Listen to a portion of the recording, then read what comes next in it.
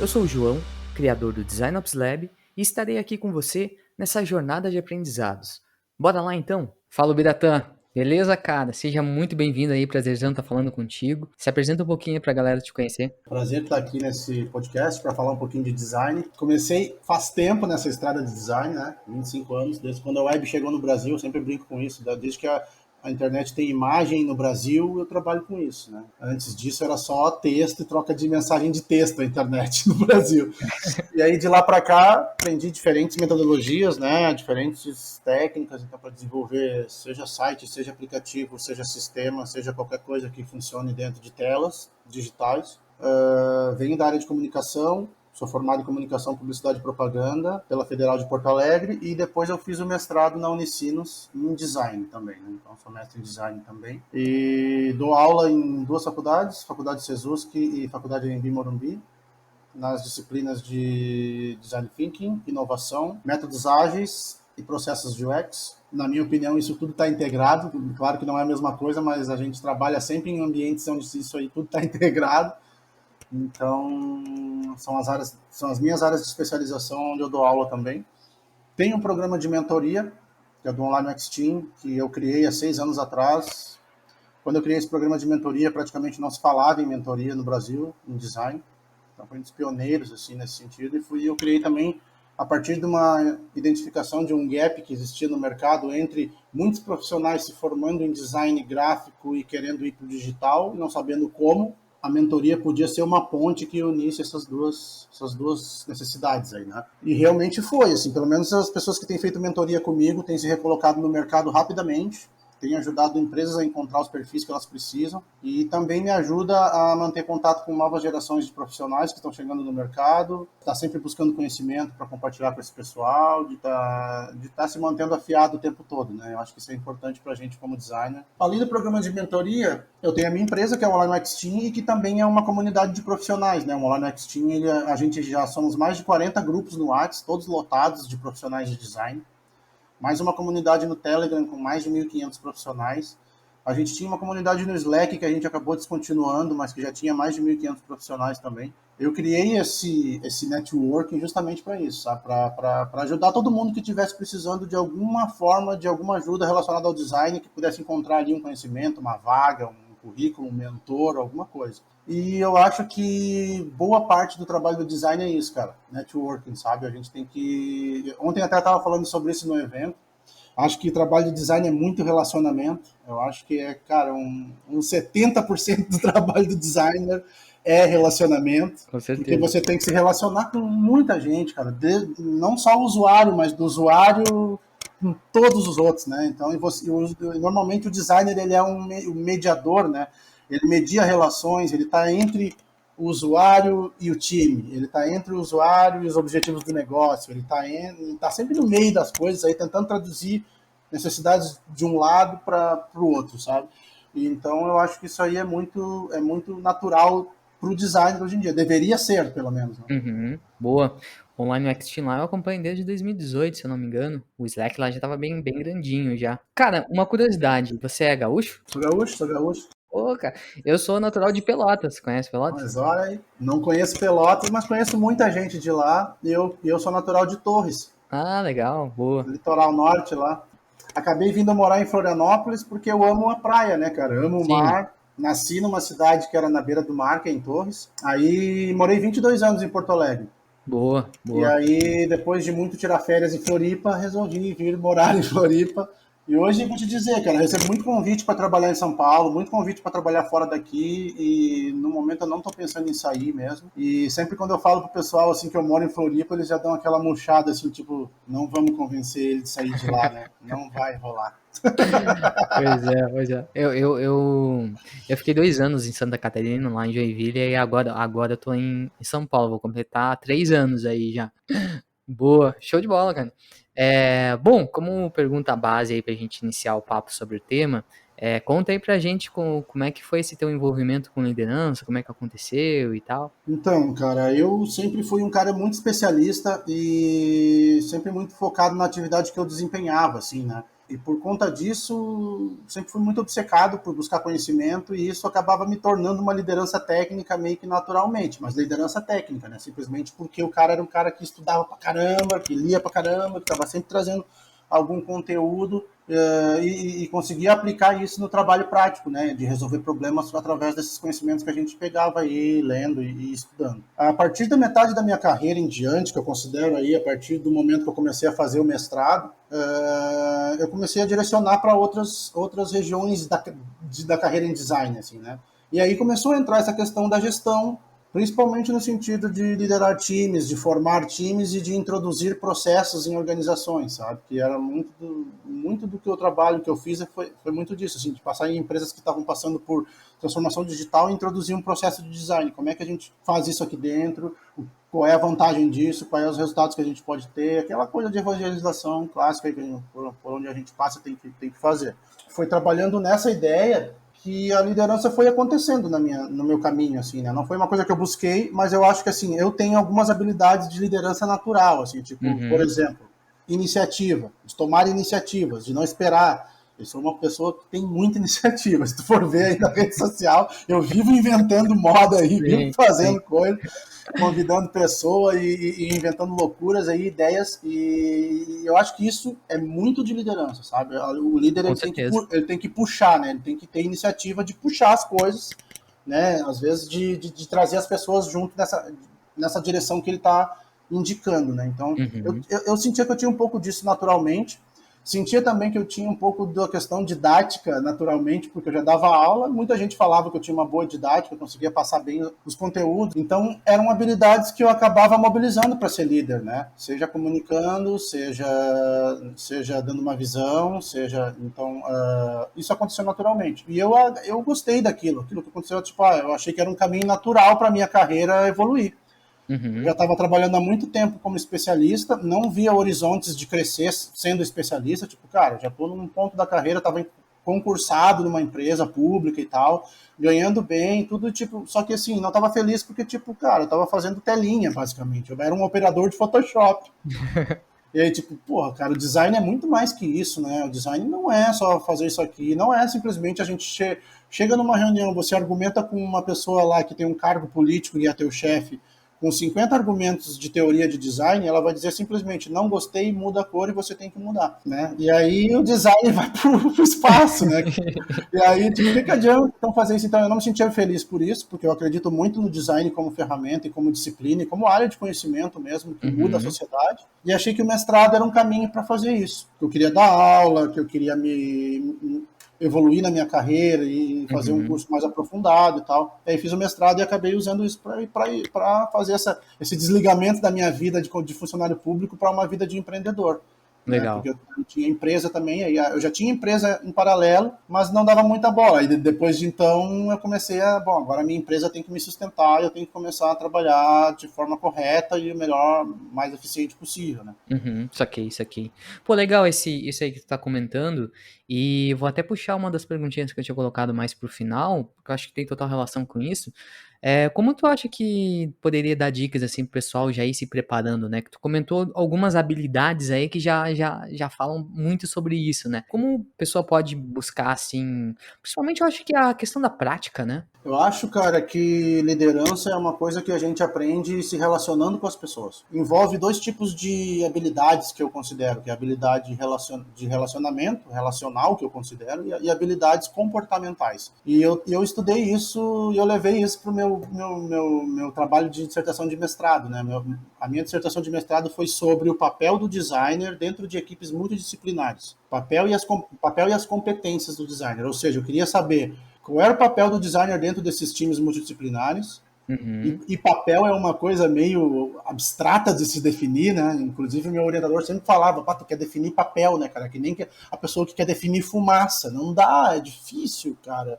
E eu juntei as duas coisas, que era papel e competências. Eu queria entender quais eram as competências necessárias para mim trabalhar como designer dentro de times multidisciplinares. E aí lá eu descobri que tinha as hard skills, que a gente já conhece, né? A técnica que a gente tem que saber, e as soft skills. Só que dentro das soft skills eu criei duas categorias aí que eu acho que essas que eu te falei, que é a relacional e a comportamental, porque são características que são relacionadas a você com os outros, que as que são relacionais que eu falo, e tem habilidades que são comportamentais, que são suas só, dependem só do seu comportamento. Mas as duas são soft skills, e as duas você depende dessas duas para trabalhar em equipe. E para liderar, mais ainda. Para liderar, você precisa se relacionar, você precisa se comunicar, você precisa dar feedback, incentivar, entender, ouvir, falar, ser visto. É muito relacional e é muito soft skill liderar. Então, eu acho que está muito nesse espaço, né, de habilidades a questão da liderança, né? É claro que existem vários modelos aí de liderança, a gente sabe que tem até modelos muito ultrapassados, como lideranças mais autoritárias, mais tóxicas e tal, mas eu acredito num modelo mais humano mesmo, acredito num modelo mais horizontal de liderança, onde o líder está ali realmente para trazer uma visão, para trazer um direcionamento e para compartilhar experiências, né, que ele já teve com os outros, porque eu acho que esse compartilhamento de experiências anteriores traz atalhos para os mais novos, né? Traz muitos aprendizados e atalhos para os mais novos. Então, é uma super contribuição dentro de um time, né? Boa, boa. Até tu tá respondendo um pouquinho do que eu ia perguntar agora, né? Do porquê a necessidade, assim, que o mercado tá enxergando agora na liderança de design, né? Eu acho que porque os times cresceram, né, e a maturidade cresceu, basicamente por causa desses dois crescimentos aí. Os times crescendo, a maturidade crescendo, as empresas começam a entender que design é processo e depende de etapas e de pessoas. Então, se depende de etapas e de pessoas, precisa de gente para liderar isso, para conduzir isso, porque senão, se cada um puxar para um lado, você não vai para lugar nenhum. Então, precisa ter um direcionamento, né? Precisa ter uma visão, e é por isso que precisa ter um líder. Outra coisa, assim, não é qualquer pessoa e não é naturalmente que você vai se tornar um líder. Eu acho que, embora para mim tenha sido meio natural, eu acho que é muito raro ser natural. Eu acho que a pessoa tem que se autoconhecer muito para entender se ela quer ser líder e se ela quer fazer essa mudança. Porque pensa bem, ó, eu era um cara muito especialista, muito. Eu trabalhei 16, 17 anos totalmente especialista. Quando eu comecei a trabalhar com liderança, eu tenho que deixar de ser especialista. Eu tenho que começar a fazer uma coisa que eu nunca fiz, que é gerir pessoas, que é recrutar, às vezes, pessoas, selecionar pessoas, dar feedback, administrar mesmo pessoas. E isso é muito difícil, cara, muito difícil. E quem é especialista, às vezes, foge disso. Não quer, sabe? Não quer ter essa relação, não quer ter essa responsabilidade, porque, eu tô seguro na minha zona de conforto aqui de especialista. E eu estava assim, né? Sim. Mas eu precisei sair, dar essa chacoalhada e para mobilizar essas habilidades de liderança. E eu acho que é muito isso, é relacionamento, cara. Então, a partir do momento que eu tomei essa decisão de posicionamento de agora eu quero trabalhar com liderança, estratégia, quero ser essa parte de design management, que a gente chama. E aí eu fui melhorar minha comunicação, cara. Basicamente melhorar minha comunicação, falava muito pouco com as pessoas, embora eu viesse da área de comunicação, ainda me sentia um pouco tímido. Então fui fazer curso de oratória e dicção, fui fazer curso de como apresentar em público para perder uma série de bloqueios e conseguir conversar numa boa, tranquilo, né? Aí depois tive banda, né, cara? Pode ver meus instrumentos aí atrás, tive 2 bandas, fiz centenas de shows, então essa questão de show ajudou também a perder um pouco da timidez, né? E depois eu me tornei professor, mestre, também não tinha como ter vergonha de estar na frente de um monte de aluno. Parte de educação ajuda bastante, né, cara? Ajuda muito, cara. Ajuda porque te dá os atalhos, né? Eu sempre falo assim que educação, cara, ó, você tá falando com um cara negro no Brasil, filho de gente pobre. Esse cara era para ser pobre, um trabalhador de construção civil, que nem era meu pai. Só que não sei por que cargas d'água meu pai tinha um lampejo de que dizia que eu tinha que estudar. Como eu gostava muito de estudar, eu dizia, pá, beleza, pai, me deixa eu estudar porque eu quero estudar pra caralho, eu vou mergulhar nos livros, e ele não queria que eu seguisse o mesmo caminho dele, que era de pintor de construção civil, pintor de parede, pintor de casa. Eu tive que construir minha carreira e meu espaço dentro do design aí no Brasil com uma luta muito intensa, com uma série de outras questões extra-design, sabe? Tipo cor, tipo questão social, econômica. Tipo, quando eu fui para Porto Alegre fazer faculdade, eu passei na Federal. Tipo, isso aí na minha cidade onde eu morava, lá em Torres, era um feito Cara, era um troço assim, de como assim ele passou na federal, velho? Aí, e o meu pai não tinha como me manter em Porto Alegre. Eu não tinha nem para onde ir. Eu falei pro meu pai, eu vou para Porto Alegre, nem que seja para morar embaixo de uma ponte, mas eu vou porque eu passei na federal, velho. Eu vou fazer faculdade da melhor do Rio Grande do Sul e de graça. Tu vai dar um jeito. Ele abraçou e me ajudou. E eu acho que essas histórias de vida assim vão construindo a gente, sabe? Vão Com construindo a nossa certeza, com carreira certeza. e vão dando consistência pra gente enfrentar os desafios que vão vindo pela frente, sabe? Tipo, cara, já passei desafios lá atrás, que não é qualquer desafio que aparecer agora que eu vou tremer, entendeu? Porque eu já, olha, já teve coisa difícil que eu passei. E eu acho que a carreira do design é assim, a gente tem que ir se preparando e não tem que deixar as coisas acontecer automaticamente, você tem que ter a sua intenção, a sua consciência de para onde você quer ir. Desde que eu comecei a fazer faculdade de comunicação, eu dizia, eu quero trabalhar com design. Eu quero trabalhar com design, eu quero trabalhar com computação gráfica, eu quero trabalhar com computador, até brincava assim, né? E por que? Da onde surgiu essa paixão? Surgiu a paixão lá do meu primeiro videogame, cara. Meu Super Game, da CCE, genérico do Atari. E, cara, a primeira vez que eu joguei videogame, que eu consegui mexer objetos numa tela, eu fiquei tão encantado com aquilo ali que eu disse, cara, eu quero trabalhar com isso daqui pro resto da minha vida, que isso aqui é muito apaixonante e dali surgiu minha paixão mesmo pela informática e computação, e depois eu fui direcionar para o design, para a parte de design digital, então, né, até porque não podemos fazer esse equívoco de achar que design é só design digital, tá? Meu design que eu pratico sempre foi digital, mas é claro que a área de design é muito mais ampla que o digital e já existia muito antes do digital existir, né? Mas a minha área sempre foi design digital e eu sempre curti interfaces e usabilidade, fui estudar princípio de usabilidade quando ninguém nem sabia o que era isso, da onde, quem eram os autores principais. Tipo, quando eu fui fazer o concurso, onde eu fui concursado, isso foi em 98, acho que foi. 97 ou 91. E aí, na ementa do concurso, tinha lá os conteúdos para você estudar, usabilidade, tais autores, tais conteúdos, tais assuntos. Cara, nunca ouvi falar desse assunto. O que é isso aqui?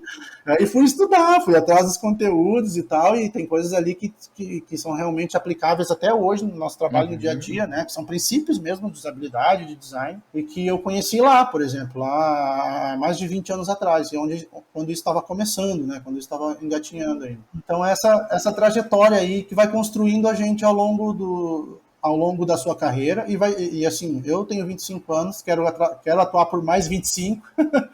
Me sinto um homem de 45 com um corpinho de 20 ainda.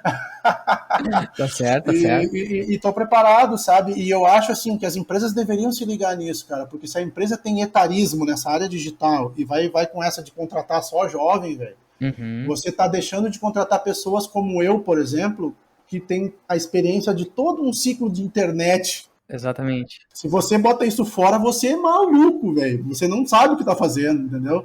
Porque as novas gerações, o que elas mais precisam é disso. É desse cara para fazer a passagem de bastão, para trazer os cases que ele já passou, os atalhos que ele já passou, para essa galera simplesmente pegar os seus processos novos e tocar em cima, sabe?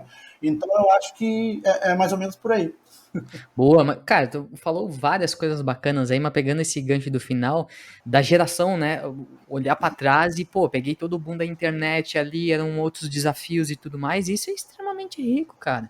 É muito rico. É por isso que eu falo, né, cara, UX e design são áreas muito amplas, tem muitas áreas de conhecimento aí conectadas, cabe diversos perfis para trabalhar com essa área, entendeu? Você pode ser um cara totalmente exato, pode ser um cara totalmente humanas e os dois serem UX. A evolução do mercado nesse ponto aí, pra mim, foi o principal, assim, sabe? Das pessoas especializarem numa parte, serem boas naquilo e tem espaço pra todo mundo. Eu acho que sim. Eu acho que sim. Cara, eu sofri muita crítica ao longo da minha carreira porque eu era um generalista.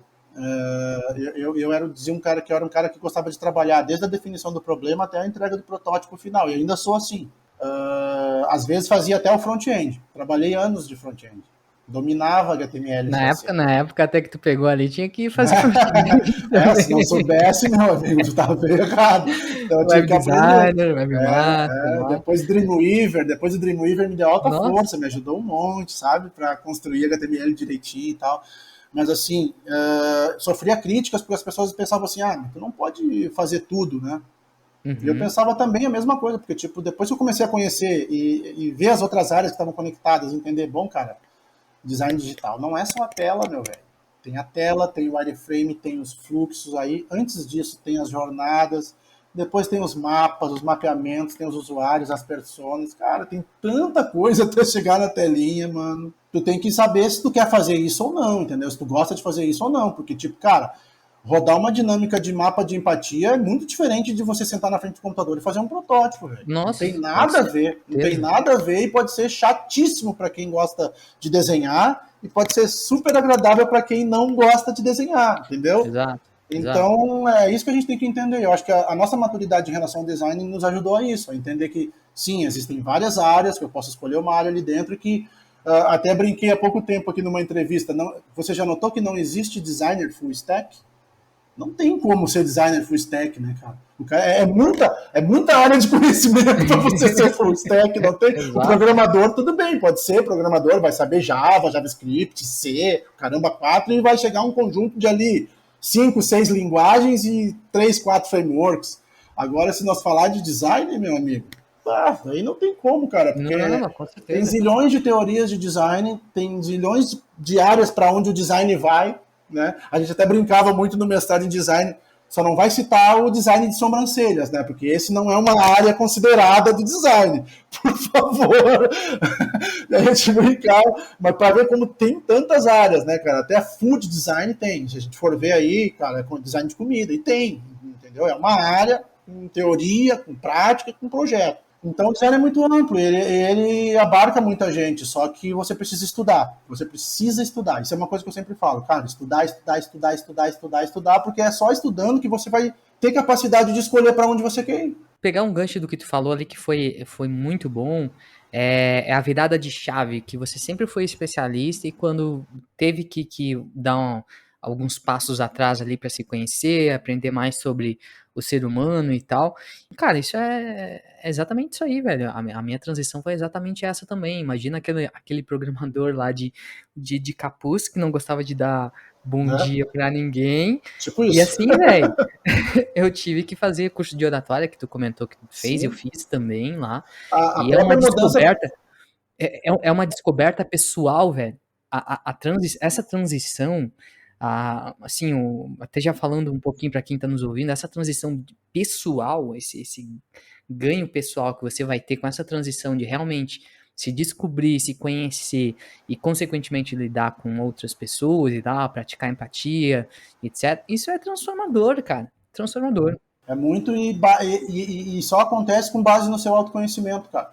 Eu posso brincar e posso dizer que também nos últimos tempos eu comecei a fazer terapia, que também nos últimos tempos eu comecei a me cuidar melhor, inclusive da minha alimentação, da minha saúde, porque tudo é um conjunto conectado, cara. Quando a gente começa a ver, você começa, pô, eu tenho que mudar meus hábitos para ter outra realidade, entendeu? Então, eu acho que é mais ou menos por aí. E para virar um líder é isso, sabe? Não é uma coisa que vai acontecer com pressa, com rapidez. Não adianta você ser aflito para isso. Às vezes as pessoas querem ser aflitas para ser líder, para ganhar mais, para ter mais destaque, ter mais ego inflado. Mas, cara, você não sabe a incomodação que é. Às vezes é bem melhor você ficar quietinho lá com o seu capuz na sua mesa fazendo seu trabalho, velho. Vai sentir falta. Você vai sentir falta desse momento, entendeu? E porque lidar com pessoas é muito complexo, cara. É muito complexo. Você tem que trabalhar outras características que você tem. É claro que nas primeiras experiências que eu tive liderança, tomei muito na cabeça. Claro. Tomei muito na cabeça no sentido de tentar reproduzir, às vezes, padrões que você foi criado, ou sei lá, ou foi educado daquele jeito. E, cara, hoje em dia não funciona mais assim. Não dá mais. Não é endurecendo a voz ou levantando o tom de voz, ou tipo, cara, autoritarismo não existe mais em design, então tu tem que ser louco se tu quer trabalhar assim. Porque é sensibilidade, meu velho, sensibilidade, empatia, sabe? Vibração, gentileza, tranquilidade, é assim que você extrai as informações certas dos seus usuários e dos seus stakeholders. Se não for assim, não tem como. Então, por isso que eu digo, né? Só vai liderar se você mudar a si mesmo e mudar a sua maneira como você se relaciona com os outros e mudar o seu comportamento. Com certeza. E também não é só olhar para o usuário, né? Tem os clientes internos também. Que não é ficar por isso que eu falei stakeholders. Não é ficar de cara emburrada com o PM lá, só porque, enfim, a gente teve que entregar uma feature do negócio que precisava de, né, ser entregue. Cara, é um conjunto ali que realmente a comunicação ali, ela é indispensável. E digo mais, assim, eu acho que design é inevitável. Inevitável. A gente está num contexto que é inevitável a negociação, a política ali, a facilitação do dia a dia. Mas o mercado, de forma geral, todas as áreas, eu acredito que evoluindo bastante nisso também. Tecnologia já está exigindo muito mais comunicação também, produto e tal. Mas, cara, é colaboração, colaboração. Eu acho que é isso, eu acho que é colaboração. E tem uma coisa que a gente começou a usar aí nos últimos, deixa eu ver, nos últimos 10 anos, vamos dizer assim, que são chamados os métodos ágeis. Essa questão de você trabalhar diariamente, com reunião diária, tendo que dar reporte do que você está fazendo, o que você vai fazer. Isso, cara, isso muda toda a maneira das pessoas trabalharem. Eu falo isso porque eu trabalhava numa empresa pública, cara, de processamento de dados, quando a gente resolveu adotar os métodos ágeis. Meu amigo, a Começou correria que deu lá a aparecer dentro. pessoa que tu nem conhecia, ó. Cara, tinha gente que ia lá e botava o casaco na cadeira e sumia. E ninguém nunca viu aquela pessoa.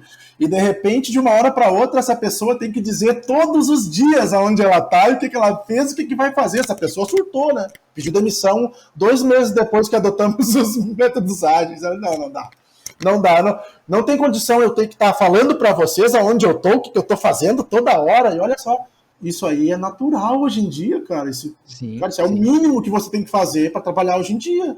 Senão não tem como. Como é que eu vou trabalhar em time se eu não sei o que o time tá fazendo, cara? Não tem como, entendeu? Exato. E isso aí fez um monte de gente sair da sua zona de conforto, cara, na área de tecnologia. Muita gente. É verdade. Principalmente os pioneiros aí da área de tecnologia, as pessoas que têm hoje 30, 40 anos de carreira, esses aí, no meio da carreira deles, eles tiveram que mudar de waterfall, mais ou menos, para o métodos ágeis, e aí, cara, a correria mudou total, porque a comunicação começou a ter um papel-chave, entendeu? A comunicação começou a ter um papel-chave. Antes não precisava ter comunicação, cara. Antes eu pegava o briefing da minha parte de design, fazia o design, entregava para o programador e, meu amigo, tchau e bênção. Nunca mais eu falarei com você. Seguirem nas camadas do Firework. Né? Hoje em dia não tem nada disso, cara. Hoje em dia tu tá todo o tempo falando com o desenvolvedor, ele vai lá, te procura, você procura ele, vê se dá para fazer isso, se não dá, você bota no protótipo, passa para ele a especificação, ele vai pegar qualquer... Cara, essa integração é o tempo todo, é na daily, é na planning, é na retro, não tem essa mais, velho. Não tem esse negócio de trabalhar escondido que nem era em muita empresa pública, sabe? Eu acho que muito disso se deve a esses métodos ágeis, cara, porque não aos métodos ágeis em si, mas ao fato de que os métodos ágeis fizeram com que a gente se obrigasse a se comunicar melhor. A gente se obrigou a se comunicar melhor. A nossa comunicação deu um salto de qualidade. Com certeza, muito boa essa visão aí. Cara, voltando para as caixinhas de qualificação aí, de design, que tem espaço para todo mundo e tal, agora tá chegando uma nova oportunidade aí também pro pessoal, né? Que são pessoas trabalhando com design ops. E aí eu queria ouvir um pouquinho de ti, qual a tua opinião sobre. Eu trabalho há muito tempo também como coordenador de trilha no TDC, que é um The Developers Conference, e foi através de um desses eventos que eu conheci o Emiliano Tincelli, que é acho que é a head de design da XP Investimentos. Da XP. E ele apresentou um trabalho sobre design ops. E foi a primeira vez que eu tive contato com esse assunto, e aí eu fui estudar isso, achei interessantíssimo, achei que tinha tudo a ver com o que eu estava trabalhando há muito tempo já, mas não no sentido de ter uma área dentro do design que cuidasse só disso, né? Então eu acho que é uma área muito promissora, principalmente com o crescimento dos times e com essa necessidade de liderança que a gente precisa, porque eu entendo o Design Ops como uma espécie de garantia de que o processo de design vai acontecer de uma maneira correta e padronizada entre todos os designers da companhia, de preferência, ou daquele squad, ou daquela divisão, enfim. Mas é essa busca de padronização, né? Seja em relação a processo, a técnica, a ferramenta, né? Mas eu também entendo, cara, que eu acho que isso aí é uma coisa que tem que estar no sangue dos designers, entendeu?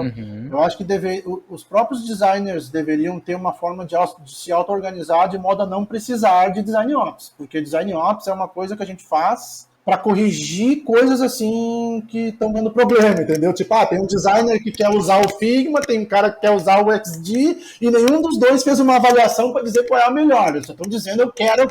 E essa briga aí tem que chegar alguém do Design Ops e dizer, meu amigo, nós vamos fazer no Figma por isso e aquilo, acabou. É importante, vai ser importante por um tempo, enquanto a gente tiver aumentando essa maturidade em relação à compreensão de design, a compreensão do que o design tem que fazer, de como é que esse processo acontece, e etc.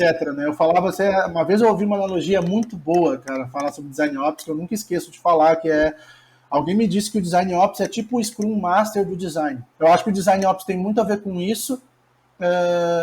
Não sei se ele vai crescer como área de conhecimento, porque eu acho também que o Scrum Master tende a desaparecer a partir do momento que os times têm maturidade suficiente para entender que os rituais são necessários, não precisa uma pessoa para ficar marcando e te dizendo, olha dele, tem que fazer a retro, tem que olhar o gira, tem que dar feedback, enfim. Exato. O Scrum Master, eu acho que o Design Ops tem muito isso. O papel do Design Ops hoje em dia é justamente a gente equalizar um universo que tem muita coisa, sabe? Eu comprei um livro há pouco tempo que se chama 101 Métodos de Design. Imagina, se tem um livro que já reúne 101 métodos de design, como é que eu vou chegar num lugar e dizer que é esse método que nós vamos usar? Por quê? Aonde? Por quais motivos? E é por isso que eu acho que o Design Ops é importante, entendeu? Porque o Design Ops ele vai chegar na organização e vai dizer, cara, existe um universo de coisas, mas o nosso universo é esse aqui, ó. O que a gente trabalha é esse aqui, e a gente trabalha nesse universo mais restrito para que seja mais controlável e para que todo mundo consiga se sentir mais à vontade e ser mais produtivo, mais eficiente. Exato. Entendeu? Então, acho que é nesse sentido que o Design Ops meio que funciona e traz a sua contribuição, né? Boa. Mas tu fez um ponto aí que foi uma provocação muito boa, que é a autogestão que as pessoas não fazem. Então, que nem Scrum Master, uma série de competências que acabaram nascendo por causa do quê? Por causa de um problema, né? Pega aquele pedacinho daquele problema ali e cria uma função para aquilo. E a gente, cara, tá crescendo muito rápido, e esses problemas precisa de ter gente, de ter owners ali, né, responsáveis para estar lidando com isso. Só que é o cenário ideal? Não, na verdade, o cenário ideal seria todo mundo se autogerir Exatamente. se E fazer uma reunião, vamos falar, fazer uma reunião entre os designers e dizer qual é a ferramenta nós vamos usar, qual é o método que nós vamos usar, qual é o processo. Vamos definir isso, vamos fazer uma coisa única para todos os designers trabalharem na mesma linha, porque senão não tem sentido. Exato, eu vou trabalhar com métodos diferentes, né? Daí eu vou estar gastando dinheiro, gastando tempo e fazendo duas coisas diferentes, sendo que você podia ser mais eficiente. Então, eu sou um eterno buscador da eficiência, né, cara? Eu acho que o designer é sempre, né? O designer é sempre um buscador da eficiência, né, cara? Com certeza, automatizar coisa ali, não tem otimizar, né? Otimizar é meu sobrenome, eu sempre brinco, é o Biratan Silva Otimizador Designer. Com certeza. Cara, uma coisa que não me entra na cabeça ali também, como eu tenho background de tecnologia, quando eu me aprofundei um pouquinho mais sobre design system, aquilo pra mim, cara, era algo tão convencional, mas não, beleza, então, ok, não é estou na minha zona de conforto, digamos assim, não tô subvalorizando design system aqui, na verdade eu entendo a complexidade, mas, cara, como é que as pessoas desenvolvedoras lá não têm componente codado, velho? Isso é inadmissível. Como é que eu vou estar fazendo uma interface lá toda vez, tá redesenhando botão, e design também toda vez tá fazendo aquilo diariamente, velho? Você fala isso porque você já passou por esse ambiente muitas vezes mais maduro, né? Mas quando você volta para ambientes que não são tão maduros, você vê que as pessoas têm muita dificuldade, cara. Mas é verdade, principalmente, cara. Assim, imagina que você está num ambiente aí, sei lá, de uma empresa que tenha muitos júniors, muitos designers júniors. Como é que a gente vai conduzir esse pessoal através de um processo? Esse pessoal, a maioria é novato, a gente precisa ter os experientes para trazer um processo. Sim. E outra, a gente precisa ter um processo de preferência único, para que todos consigam caminhar na mesma direção. Depois, se você quiser testar outros processos, tudo bem, mas inicialmente nós temos que falar a mesma língua. Senão não tem como, entendeu? Exato. Então eu acho que é muito nesse sentido que o Design Ops contribui também. E eu acho que o design precisa disso. Justamente porque o design é muito rico. O design abarca centenas de frameworks, de técnicas, de métodos. E tudo é design. E tudo é user-centered design, às vezes. Então, eu lembro que quando... Eu detestava ser chamado de web designer. E aí eu comecei a ser chamado de UX designer, eu já achei bem legal, assim, porra, Já mudou. já melhorou um pouco, cara, porque web designer eu não sou, porque eu faço muito mais do que web, velho. Muito Eu mais que faço web, exato. muito além da web, eu já fazia aplicativo, já fazia gráfico, já fazia toda a parte de gestão de time. Então, tipo, como assim web designer? Não sou web designer. Eu fui por um tempo web designer quando eu fazia só web, lá em 1990. Talvez eu era web designer. Mas daí o web, e hoje em dia eu já não estou mais confortável com UX designer, já não estou mais confortável com product designer, eu só fico confortável com designer. Eu já mudei várias vezes as minhas letrinhas ali, o que vem antes e depois, mas, cara, o designer continua sendo. E eu acho que a essência é isso, sabe? É o processo que você faz, né? Essa maneira como você pensa para resolver problemas, para desenvolver soluções complexas. Eu acho que as soluções que a gente desenvolve, a maioria das vezes, são soluções complexas. E para isso você precisa ter esse pensamento de design, esse pensamento estruturado, esse design thinking que vai colocar as pessoas no meio, que vai juntar um monte de informação, que vai ver dados, que vai fazer pesquisa para depois desenhar. Parece óbvio, parece simples, mas a maioria das pessoas não faz isso. Excelente, cara. Já para finalizar aí, já indo pro finalzinho, porque se deixar a gente vai ficar falando bastante aí eu sou assim, tá? de carreira. Eu sou desses. Não, mas tem várias coisas que eu queria pegar aí também, mas eu sei que tem esse compromisso e tal. Cara, só para deixar a galera aí, se vai querer continuar na parte de liderança ou não, né? O que ninguém te conta, assim, sobre liderança? Você já falou algumas coisas, né, que foram interessantes aí, mas, assim, se puder fazer uma síntese aí só para fechar o episódio. O que ninguém te conta é que quando você vira líder, você deixa de ser o que você era antes. Não tem como fazer as duas coisas, tá? É muito difícil. Eu acredito que não tem. Vai ter gente que vai chegar aqui e vai dizer, não, eu consigo ser especialista e ser líder. Beleza. Eu não acredito. O que não me diziam era isso. Eu acreditava que eu podia também ser especialista e líder. Eu queria ser. Eu adorava fazer telas, mas eu sabia que eu tinha habilidades de liderança que podiam ser mobilizadas. E acabou sendo, inevitavelmente. Só que quando elas acabaram sendo, cara, eu parei de fazer tela. Eu não consegui mais fazer tela. Eu não consegui mais achar tempo para fazer interface, entendeu? Porque daí eu tenho que fazer outras coisas que são mais importantes. Não que são mais importantes, mas que são relacionadas à liderança, que são relacionadas à gestão de pessoas. E aí, cara, não tem mais aquele tempo de mergulhar profundamente na interface. De uma hora para outra, eu comecei a parar de fazer isso. Isso, se você não se conhece, pode ser que você desista de ser líder. Né? Se frustre, ou desista de ser líder, ou entenda, tipo, será que eu só vou crescer na minha carreira de design se eu virar líder? Não. Você pode crescer e sendo só especialista. Com certeza. E você só vai, é o que eu sempre digo, você só vai virar líder se você quiser. E você tem que querer, porque se você não querer, você vai ser um péssimo líder e aí vai ser ruim para você. Ruim para a própria carreira, né, no fim. Ruim para a própria... Exatamente, vai ser ruim para você porque é para a própria carreira. Você vai dar mau exemplo, você vai se envolver em confusão, tudo isso porque você está trabalhando num contexto que você não está à vontade. Então isso tem muito a ver com o que eu falo assim, de mensagem inicial para os designers, tá? Cara, escolhe uma área que tu gosta de fazer, que tu gosta de trabalhar. Porque tudo começa aí. Tudo começa aí. Tu só vai estudar pra caramba uma coisa se tu gosta daquilo. Se tu só vai ser um especialista fera em alguma coisa se tu gosta daquilo. Tu só vai se sacrificar por uma área de conhecimento se tu gosta daquilo. Então, cara, primeira coisa que tu tem que fazer para escolher o que tu vai fazer, escolhe uma área que tu gosta. Eu gosto de protótipo, gosto de UI, continuo...